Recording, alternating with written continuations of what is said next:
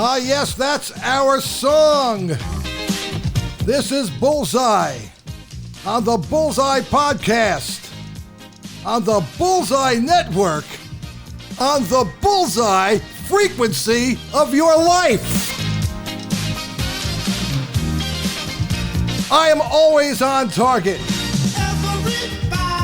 To know me is to love me. And if you love me, can you help me pay the mortgage? Well, that's why we're doing this show right now. And I want to welcome you to the Bullseye Podcast. And we are here, our first episode of the Bullseye Podcast. And here's what I can say to Dave Portnoy. Get ready to be steamrolled. Get ready to rumble. Get ready to rumble, Barstool. You're making all that money for average program. Right, Angelo? Our friend Angelo is here.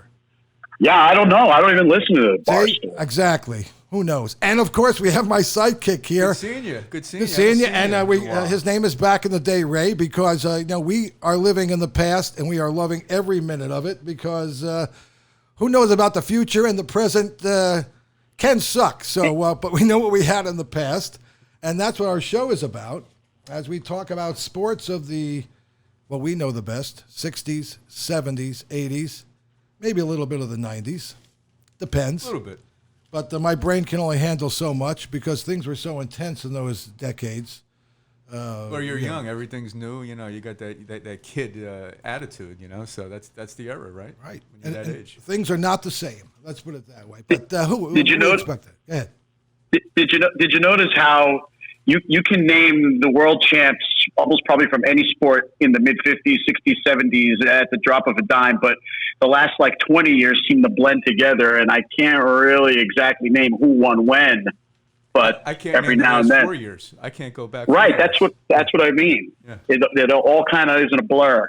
I'll tell you what, right off the top of my head, 55 World Series, Yankees beat Dodgers. No, Dodgers beat Yankees in 55. Yeah. That was Sandy the Amorous Sandy with a great Amorous catch catch. of Yogi Berra. See, I remember those things. And you weren't even born. And I wasn't even born. I even remember. Is that a lost? Go ahead. Is that a lost art? Knowing all about sports from eras before you were born, because I've noticed fans under 35 don't have a deep knowledge of any kind of past history. Good point. I remember the 26 World Series, Yankees Cardinals, the 27, 32 with the Cubs, right? Ruth calling the shot. That I thought Charlie everybody knew Root. that stuff, right? No one. I bet now nobody under 35 knows any of that. I don't think they want to. I bet. I just don't think they want to. But, the players of today, you think the players of today are looking back at the years past, or they don't care about it? They don't care. Yeah, I don't think so. You think even a guy like the dude on the Angels, what's his name there? Trout. He seems like he's a student of baseball, right? But how far back are they going to go? You might maybe get the a 90s. fluke guy that's like us, I could see maybe you get that one guy, but I think it's rare that you're going to get it. Trout, who knows? There's always a player or two that has an appreciation for the past, and you'll kind of hear them say something that tips their cap to a previous star, but not that often anymore. It definitely was more prevalent. And the TV shows never talk about it. Like the sports shows, they rarely go back to the past. Like once in a while they'll show that black and white highlight on something if it's the anniversary. I never see anything about the past on right? Uh-huh. And if you think about it, how many times have you watched a broadcast where the announcers, even modern day Nance, will say to you, "Oh, and that was an NFL record that run," and then they don't tell you whose record they broke. Why do they leave you hanging like that and not give you the answer to that? Well, with this quarantine, it gave me a lot of time to go back and reflect, and that was actually the aha moment of this program, is to go, especially when I watch all the old NFL documentaries. NBA Channel was watching them all, and I said, to have this kind of conversation, because we have our own recollections. Where were you at certain times when we watched it? When it was happening, while it was happening, Absolutely. instead of Googling it and then try to get the accurate thing, so-called. But when you're going through it, it's different when you're a kid actually live watching it. Right. You mean? Yeah. And I think I called Ray up. I was watching the 76ers and the Portland Trailblazers, one of the greatest basketball series of all time. Do you agree? I loved it. I thought that was good. You had Walton, who was healthy, and you had Wow. Dr. J. You had Dr. J. That was it. And 1977. Right? Sixers were like the rock and roll team, right? With Dawkins, McGinnis, and the Trailblazers were like the team, right? And you had the one superstar. Walton's Walt. second year, right? Nah, I think about 74. First year. Okay. Third year. Okay. He was injured though. I think that was his first healthy year. Right. Yeah. I think they got Jack Ramsey that year. Coached by the doctor. That's right. But they didn't have Ramsey at the beginning. I could be wrong. We're just a bunch of guys right. who The Mountain recollecting. Man, right? Brent called him the Mountain Man. Right. On that. And their record on the regular season wasn't that good, really. They were like 50-32 or something. I mean, I thought they were a great team, but when you look at their record, it wasn't that great. Then I thought they were a great team. Afterwards. So I'm watching that series, and I forgot it took Julius Erving 7, 8, 9 years to win a championship. He won it in 83 against the Lakers, right, Ange? Remember that? Did we lose him? We lost him. Okay. We lost him. No, I'm back. I'm back. He's back. He's got a life. This is the middle of the day we're doing this. Eventually, we'll have a big-ass studio like Joe Rogan with that foldable table he bought. See how it's long, and then he brings cool. in. The social distancing studio. No, we don't social distance here. I don't believe in it. No, our studio is right here on the Jersey Shore, for those who are listening. One of the nicest spots in America, man. Now, the one thing about that, I want to get back to that Sixer Portland trip. That's when Dr. J first came into the NBA, right? It was his first year. Right. And he was like the cool guy. He had that afro that was still pretty big. To me, that was key. When he shaved that afro down in the 80s, he lost a little bit of that mystique. And he still had that superstar feeling, even though his stats weren't great, but you just had that feeling you're watching this superstar guy in the making. And to me, that made the series. If he wasn't in that, I don't think it would have the same effect, Dr. J. Now, do you know the story of that, Ange, about Irving when he was sold from the Nets to the 76ers? Well, it's funny because that's how everybody remembers Dr. J being sold from the Nets to the Sixers, and that's true. But if you go back even farther, his whole playing career was a bit of a soap opera. He left college after his junior year, which players didn't do back then, but the ABA let him come in on a hardship case, right? So he took advantage of that, and he signed a 4-year deal for $500,000, but the payments were spread out over 7 years. How does that work? And so not only that, but if you remember his after his second year with the Virginia Squires in the ABA, he realized he was getting underpaid, and he signed a contract with the Atlanta Hawks for $1 million. Really? And he played, and he played 3 preseason games with the Atlanta Hawks. Atlanta got fined $25,000 for each of the 3 games Dr. J played with them, and that's because his rights for the NBA were owned by the Milwaukee Bucks, who drafted him after his senior season would have ended. So his rights were owned by the Bucks. He was under contract with the Virginia Squires, but he played 3 preseason games with Pistol Pete Maravich and the Atlanta Hawks until a judge stepped in and says, no, you got to go back to Virginia. He plays 1 more year with Virginia, averages like 32 points a game, and then the Squires had to sell him to the Nets. What a crazy maze of an existence. What would have happened if he would have played for the Hawks and stayed there? Yeah, the Hawks. The Hawks. Well, what about if he had played with Milwaukee, who had Lou Alcindor, or rather Kareem Abdul-Jabbar, and Oscar Robertson? Absolutely. Yeah. So there's so many what ifs in the path of what Dr. J's career was like in the beginning. Then finally he gets to Philly and settles in and stays there for his last 13 years. Did you have any doubts that when the Nets went into the NBA that they would be a good team, or did you think it would have been a disaster? A joke. With the Doc? Well, with the Doc or anything else, because it's always looked at, it's the old NFL, AFL without thing. the Doc, you knew they weren't going to be good. Right. I mean, that was, you knew they stunk. You mean you couldn't be carried by the Whopper? You couldn't carry the team? No. Whopper. And they don't forget they had Tiny Archibald too that first year. So if they would have had Tiny and Julius, that would have been pretty tough to stop in the NBA, but they had neither instead. And I think they won 20 games in their first year. They were so non-existent. I don't even remember the Nets back then. Once they got rid of Irving, it was who were the Nets? I don't even know they were in the league actually. I know they were. We used to go to games at the RAC, Rutgers Athletic Center, and that's home court. And we were there once. I saw Sidney Moncrief play against the Nets in Bernard King's rookie year. It was I was about No, what I was going to say, one of my trivia questions. What college did Sidney Moncrief go to?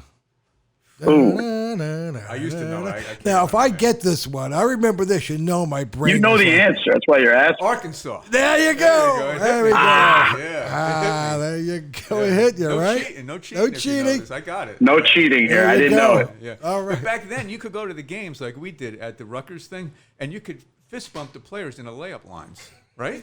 It's I was true. feeding one of It's the true. Portland, Dave Twardzik shooting free throws, and I was feeding him under the net somehow. That's fun. I was there for like 2 minutes. I guess they eventually, if I remember doing that, I'm like Living in the past. That's Yeah, why it yeah, was it was- great. Yeah, it's just the way it was, you know. I didn't even appreciate it, you know. You imagine doing that It's today? true. Yeah, Maurice Lucas way. fist bumped me, and I almost killed my fist. I still remember. Maurice Lucas. I actually did a fist bump in '77. I think I was there. I was there at You some were there of for those that games. game. Yeah. This plea just went straight up, like. I remember one game. Julius was playing. Kevin Lagery was the coach, right? And John's right. Wait, you're watching on TV? Yeah. No, I'm there at the game When he was with the Nets. with the Nets. Wow. True You story. went back. And no. I'm listening to it. Say I don't remember. I don't want to conflate the stories. I'm listening to the game, and John Sterling is yelling from the press box to Kevin Lagery, "Kevin, give the ball to Julius!" And I all remember it was during the broadcast, and you could hear him yelling at Kevin Lagery to give the ball to Julius. On the broadcast. On the broadcast. Okay. But we did go to a lot of games. We went to a that lot of year. Sixer games. Yeah. Sixer was A lot of Sixer $9 games. at Ticketron. $9, 8 rows behind the basket. And then too, you could go into the layup lines. You could fist bump the guy, or you're right there. And you go back in the locker room too. I got kicked out a few times there. I don't know if you were there a few times. We kind of got there early. You could go in that tunnel, and they didn't stop you. It was Take like Polaroids. walking down the hallway. Billy Cunningham's walking by. It's like, hey. I am laughing because I totally remember being at the rack for a giveaway day. They were giving away a Nets basketball with the logo on it. And we were standing right underneath the hoop there, right where you're talking about, by the giant pillar, bouncing the ball, and the players were coming by. And one of them, I don't remember which player now, I was like 10, but he stuck his hand out there and slapped the ball away from me as he was running by. Oh, man, that doesn't happen today. No. I remember going in '77 to that Sixer '78 when we were in high school, and sneaking behind the basket where the photographers were with my little camera, and actually it was okay to do. And I was like sitting there with my other friend Jerry.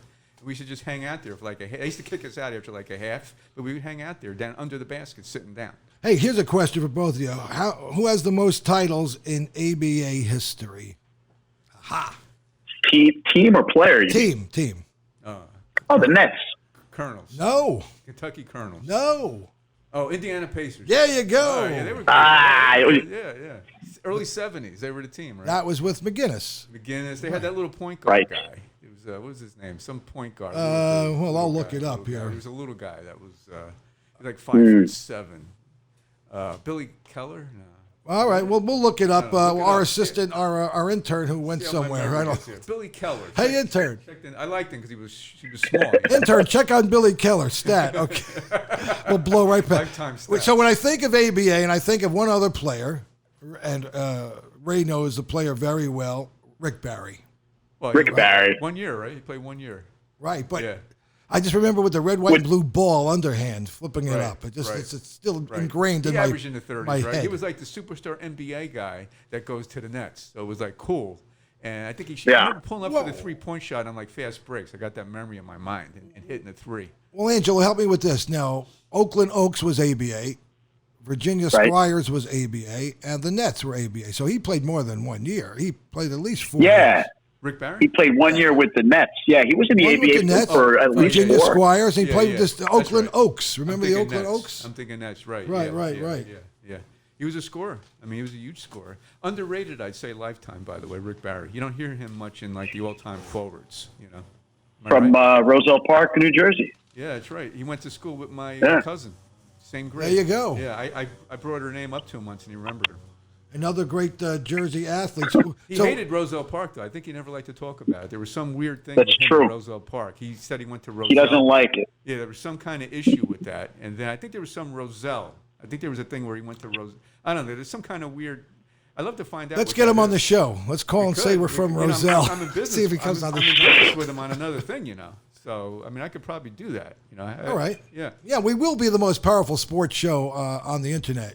You do know that, right? Because who else is playing KC and the Sunshine Band? Nobody. talking about They're not doing it in this way. Might be a reason for that, though. Watch yourself. That's when I was king, all right?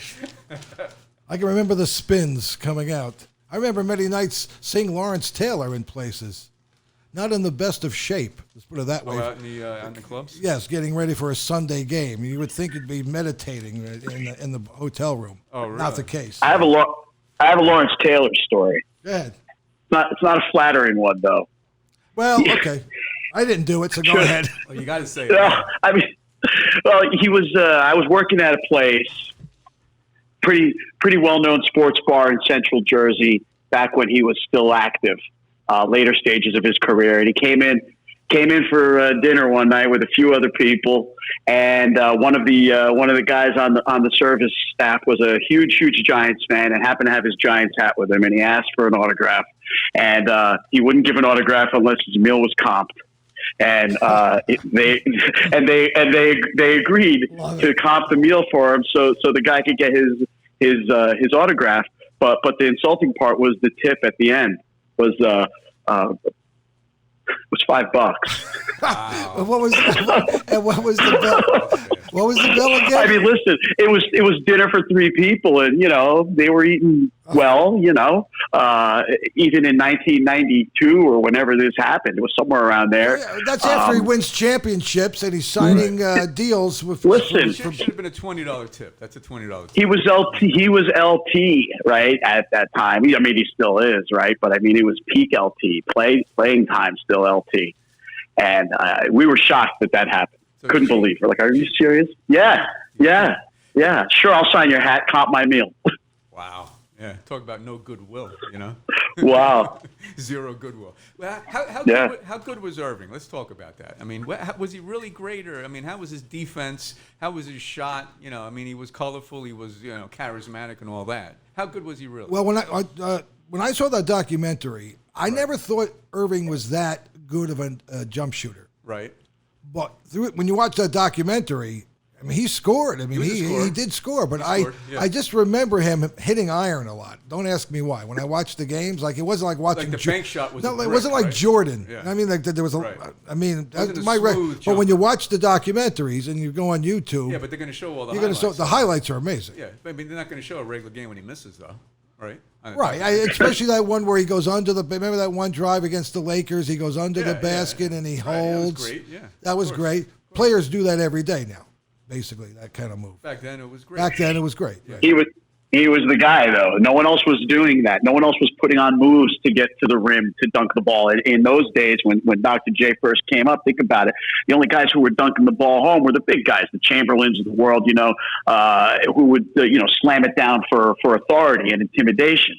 Dr. J is the one who turned it into like the art form where it's like, I'm going to give you a head fake and then a move to the other side and then, use my athleticism to get to the hole and then slam it down. All of a sudden, the dunk stopped being this frowned upon thing and became like the appreciated art form. And he's the guy that started that. Absolutely. No, actually, no one dunked before that. It was like a little dunk once in a while. You get like a only that would dunk it a little. Yeah. It was considered unsportsmanlike in the late 60s when it really started to happen as a shot. To be dunking, almost as if, why are you using your unfair height advantage? But ain't that the point of basketball? If you watch highlights of UCLA in the championship runs, they never dunked. They didn't. It wasn't allowed in college. It wasn't allowed in those days. Was not allowed. Who else? Alcindor and Walton, they never dunked. Yeah. That's right. Well, they did early on, and then they changed. And then they changed I guess, right? Is that true? Did they change the law? 67 or something because of Kareem, I think, right? I think one year he dunked. I remember seeing highlights of him dunking. At UCLA? Maybe it was high school. I remember seeing something with him dunking before pre-NBA. Yeah, that had to be his first year maybe or something. I don't know. I just got this memory of it. So Dr. J was then legitimately great. Is that the consensus here? Because he had the absolutely. Thing. I actually think beyond the talent, he's like the Namath of basketball. So you put it that way. He's the Namath of basketball. You agree? Yeah, I do. He was cool. He was a cool guy too. I got autographs and taking pictures in his face, and he was cool. He was like cool all the way through. It wasn't like an arrogant guy like probably LT might have been. Very classy too, because when they lost the championship to the Lakers, he actually had the team go into the other locker room and congratulate. Now, I'm going to give you a forward back then, since we're talking about that era, who I think was the second best player in the NBA in the early 70s. And people look at me like I have two heads, but I think I could back it up. And he's a forward for the Celtics, John Hondo Havlicek. I say he was the second best player in the league and best forward in that decade. What do you think? In the decade, I think he was recognized in I'm a Celtic fan. He was actually recognized in that decade. He was advertised as being the best sixth man, right? And all well, of he that. was sixth in the 60s. Right. That was what he was sort of known for, even though he played most of the game. 70s, he was the star. He was starting five. What do you think about Havlicek, Angelo? I didn't see enough of Havlicek's career to be able to tell you, hey, man, he was amazing at one thing or the other. But, I certainly remember his reputation as the sixth man. He played a lot of minutes for a guy that wasn't supposed to be a starter, which is pretty amazing considering he built his reputation on, sort of not starting games. Where were you born, Angelo? When is your sports knowledge? I was born in '69, but my sports knowledge, as far really as felt like you were watching it and getting it, by 77, 78, my first Super Bowl was Dallas, Denver, and so I would say from that point forward, I was way into it. Those two back-to-back Dodgers Yankees World Series, as well as NBA, maybe a couple of years later than that. Okay. But that's about when. But my as far as what do I know about and what am I familiar with, it goes, like we were talking about earlier, pretty way back, and hopefully I can contribute on that level here. Now, do you need to live through the decade to get it? Like me and Jerry are a little older than you, so we lived through like 72. Like we really felt it. Or can you not really, can you be, no, I definitely need to be in it to get it. As much no, definitely not. But like a guy like Havlicek, which didn't really see playing, right? He finished in like 78. Right. So I remember kind of like watching his last game on CBS, but other than, like he's one of those guys I read about, but I couldn't tell you in depth, but right. So who are other players? I'm sorry. Who are other players like Havlicek in the NBA in those decades that you would put up there, or maybe unrecognized? You're talking about 70s or 80s? Well, the show's about let's go harder. Let's go 70s, 80s, okay? Forwards that you don't hear about? Forwards you don't hear about that were real good. Then, Angel, you'll give me your list. Well, Dave DeBusschere, I'd say. I mean, he was, again, early, 70s. I got to put him in there. He was top forward in the league back then on a great Knick team. Forwards, who else was great? I'm trying to think. Elvin Hayes. You don't hear much about him anymore. Unseld was a center. Just pick a team. Every team had a player. Pick a team. Well, who I used to like was Dr. J's teammate Bobby Jones. Yep. What an unsung player that guy was. He was a great forward. And no one talks about him. And an ABA guy, right? And an ABA guy. That's right. He used to slam it, right? He was one of the first, I guess, white guys. He seemed to, put it down, if I remember, right? Didn't he slam it? I mean, he had some flying. He did. He went to North Carolina, too, didn't he, Bobby? Didn't he go to North Carolina? Yes. And he was a good role, like a good role, great player. Maybe not like as good as Pippen, but he was like that kind of guy to Dr. J, I think. He was like a real great role guy. Well, right? the year that Sixers won the championship, didn't they get Bobby Jones and Moses the same year? No, they had Jones already? 70, I think it was it was a couple years before that. He was on that. He was in the Portland series, I think. Right. Now, Moses Malone. Around that. There's another guy, right? Moses Malone. Well, he is known as one of the top centers in the league ever, right? I mean, I think he's already known as a great center. But you don't hear about him. When people rattle off names, you don't hear him in anybody's top 10. You hear Shaq, you hear Will Russell and Kareem. Right. Yeah, you don't hear. You put Moses up in that league, that top four, Mount Rushmore list? I do. Okay. Rebounder. Maybe over Shaq. He was dominant. Yeah. I'm trying to think of other ones. Well, you had Elijah Wan. You had the the other guy on the team. What's his name? Sampson. No. I'm talking about San Antonio. Robinson. And Duncan. Duncan was a great forward. You don't hear much of him anymore, right? Remember how all around he was with that bank shot and all around play. You hear his name anymore? No, he was a great player, and when you watch these old broadcasts, it's amazing. Everything comes back to you. Do you hear Dave Cowens as center anymore? As great as he was? We used to love Dave Cowens. To me, he was Big Red. He was the second best center in the league in the 70s, in my mind, next to Kareem. There was no center like him, diving on the floor, running the floor, playing aggressive, getting 16 rebounds a game. Again, I'm a Celtic bias guy, but I really thought he was great. Hey, I thought JoJo White was great. You were a Knick fan, Angelo? I'm definitely a Knicks fan, but the Knicks didn't really have, Patrick came along, but who was the centers before that, right? Marvin Webster, guys like that. Nobody really that intimidating. Mr. Bill. Yeah, he was weak. Bill Cartwright. They traded him for Charles Oakley. That's right. They traded him for Charles Oakley. Yes, it was a good trade for the Knicks. It was also that trade took place the same day Mike Tyson knocked out Michael Spinks in about 90 seconds. Oh yes, same night. We're going to get into a boxing show as we move on. Well, the Knicks were weak. In the 80s, they were weak, right? Until Bernard King, when they challenged the Celtics, in '84, they had that one little run there, And then I guess he got hurt. And then the Knicks faded again. Hey, what about this big guy, John Gianelli, the G-Man? Oh man, wow, John he had Gianelli. no shot. Could he shoot? I don't remember him. He wasn't terrible. I remember he had curly hair. That's all I remember. Terrible, right? I don't have the time, and I can't see the screen to even look up his stats. How's that? Let me see. I didn't mind John him. Gianelli. I used to love it because he was the G-Man. For some reason, I like that. John John Cummings. Gianelli. Remember Pat Cummings? Yes. He wasn't bad. He went to DePaul, didn't he, right? Yeah, I think so. He had a decent game. I mean, I think he did, right? I don't know. He went to Milwaukee, didn't he, Cummings? Right, he played for Milwaukee. Yes. Right. He had that beat-up looking look, like he was like... He always... Guy, Yeah. Like he was a bouncer at a bar and he just tossed somebody out. That's what he always looked like to me.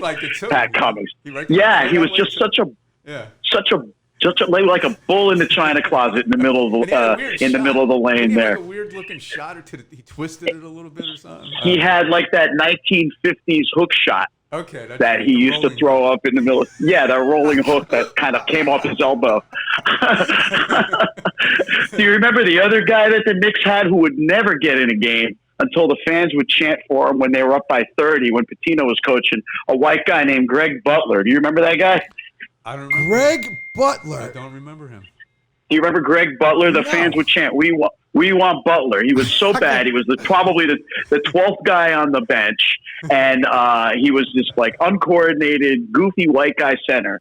And my only recollection of him really getting in games, the Knicks were up by about a dozen, 15 with a minute left, and they put Butler in, and within 10 seconds the lead was sliced in half, and Pitino's calling timeout and getting Butler out of there. Hey, that's one of my questions. When is the game officially over? At a minute left. What number can you call it over? Is it 15 or I'm thinking it's over 10 or is it 20? When is it guaranteed over with a minute 10 left in the There NBA? isn't any. You can't.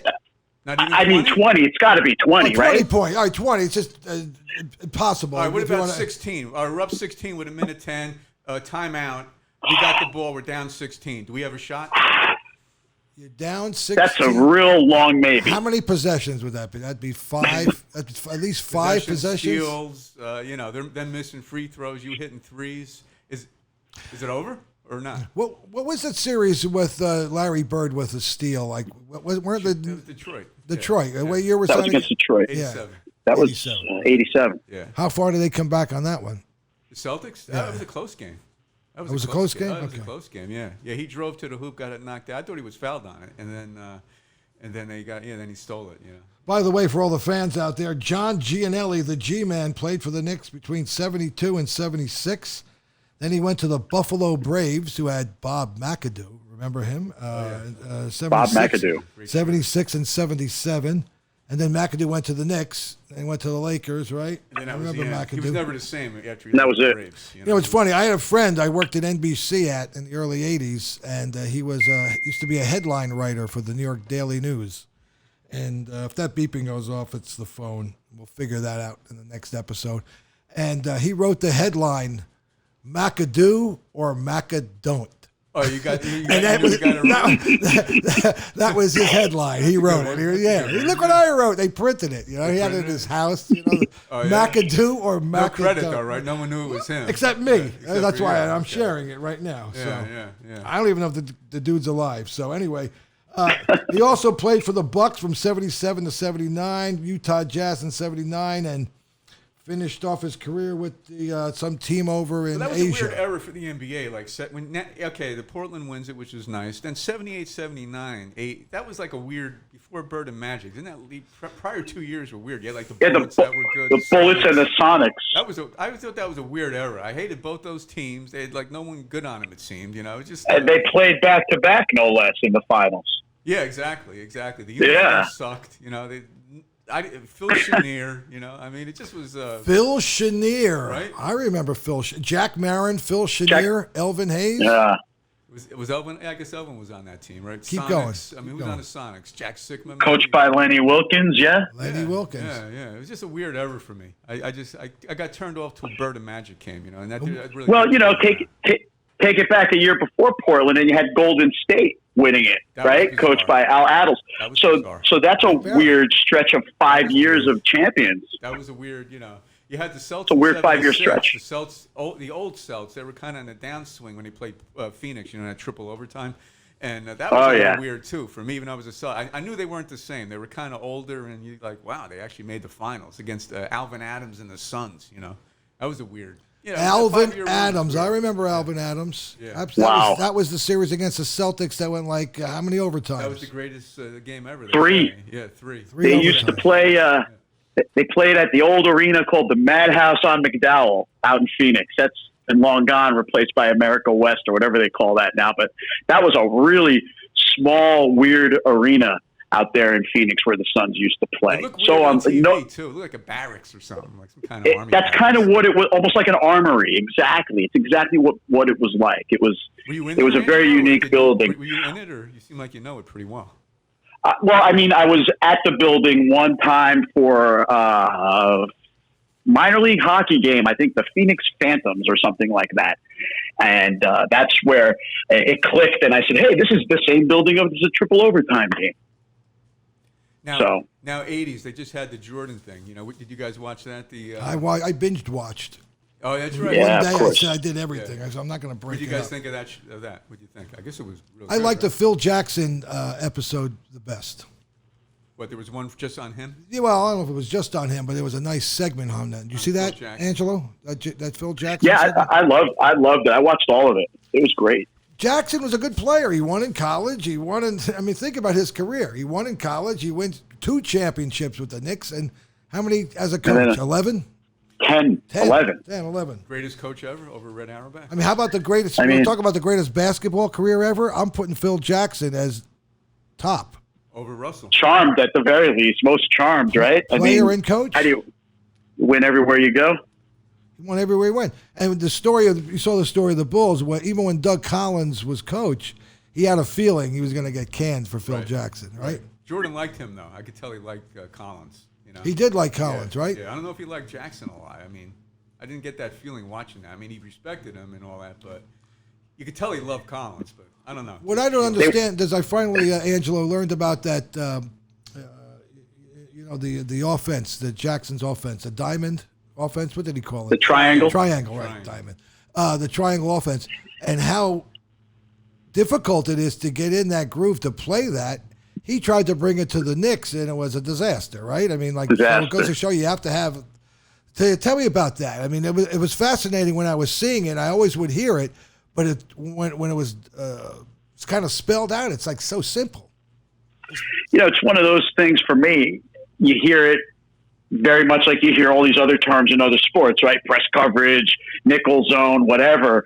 And then they explain it the way they broke it down. And I'm like, oh, that makes sense. Because like you, other than hearing it and knowing that was the name of their system, I didn't really know how it was entailed.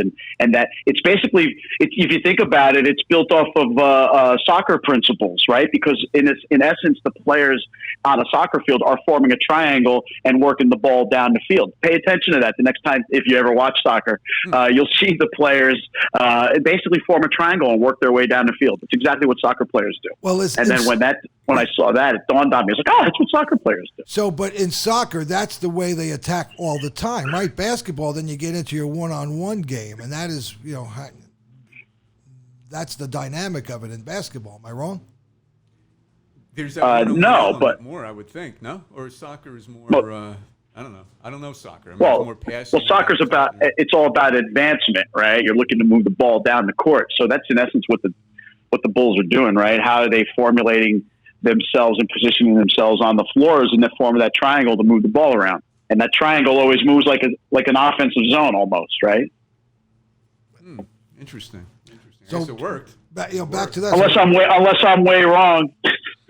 Let's put it this way: they had Michael Jordan, not so. I mean, they had Michael Jordan, and then he had the team in Los Angeles. He had Kobe Bryant. That helps. That Listen, dude, they he could have comes to ran. the Knicks and he couldn't win a game within 5 years as there's president. argument there, right? He inherited great teams.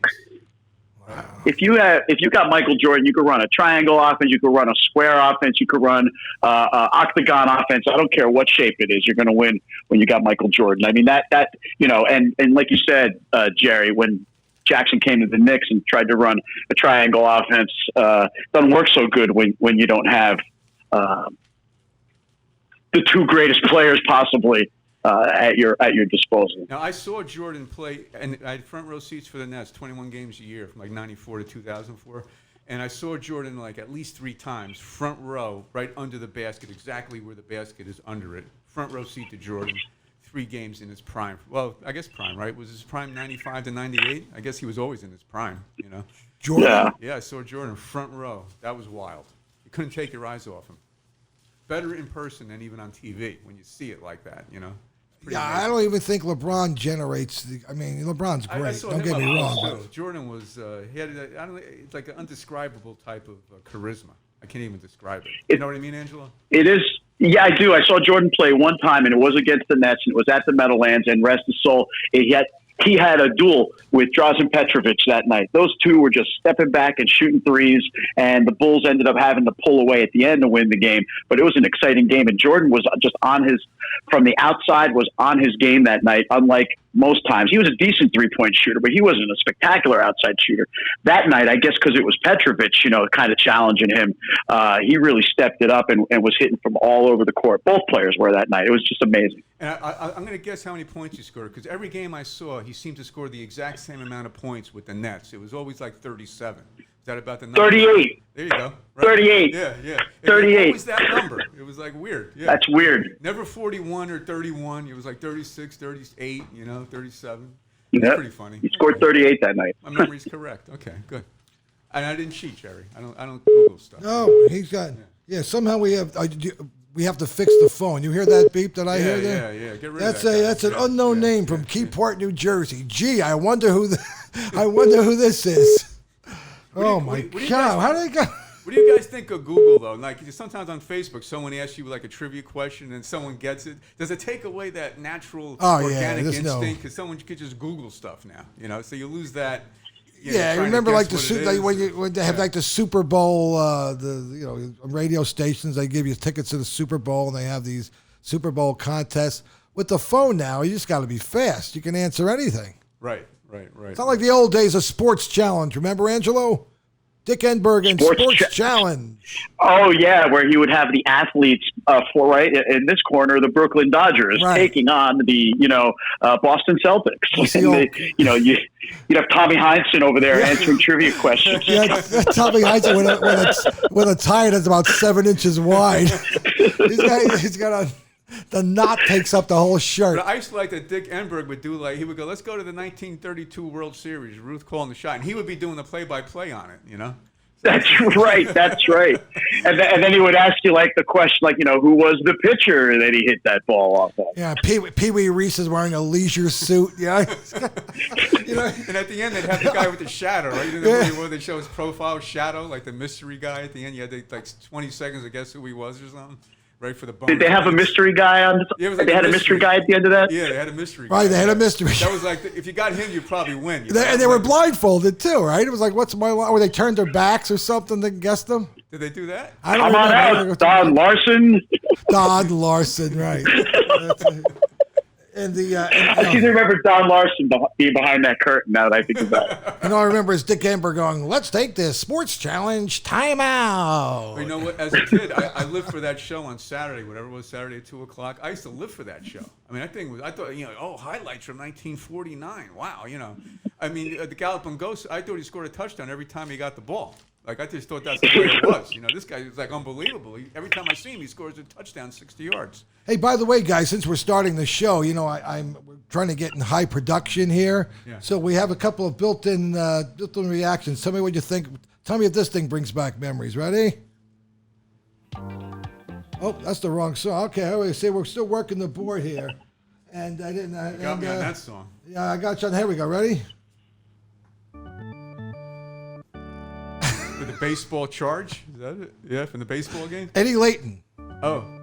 They didn't do that in basketball. Eddie Layton. That was only a baseball thing. Yeah, it was right? a baseball thing. Not even football. So whenever we want to get psyched up for the next show, that's what we're going to play. Well, the baseball had the best ones of those things. Those dun, dun, dun, the organist. Yeah. Football doesn't have that, do they? Or basketball doesn't No, they don't. They have the scoreboard. No. And they go, let's Yeah. go. It's all yeah. electronic. It's the good old days with the Yankees scoreboard. You thought it was high tech with the bulbs. Right. With the Seiko watch. You go and see, there's an actual wristwatch in center field. You ever see the old Yankee games where they show the center really? field? It was like a wristwatch, and it said Seiko. I don't know why I remember that. Okay. That was high tech. How about Yankee Stadium baseball, 463 in center? Now everything is like 400. There's no like big things in baseball, right? With the way the field is situated. Well, they did it. The same thing with the baseball. They want home runs. They want, Yeah, I like when it was 500 They want to hear the feet at crack of the center, bat. 484 at left center and that kind of stuff. I don't know. But so as we move on in the podcast, we're going to be speaking about just about everything. So we're going to wrap up today's episode. And by the way, that last song was another one of my favorite classics. This is the Brothers Johnson. Oh yeah. Remember this, Ange? Yeah, I This remember is this. when Bullseye rocked the disco. I remember you. Pay the I'd like to see a picture of you in your Travolta Oh, suit. I've got them. You pay the admission fee, and then you wait, and then you look for an opening, and then you spin all the way to the dance floor. You're moving pretty well still. You're looking good. We got to You keep got going. Okay, well that's the podcast, and we'll hope to see you next time. You can catch us on all the platforms, and we'll be rolling it out. Spread the word, and we hope to see you next time.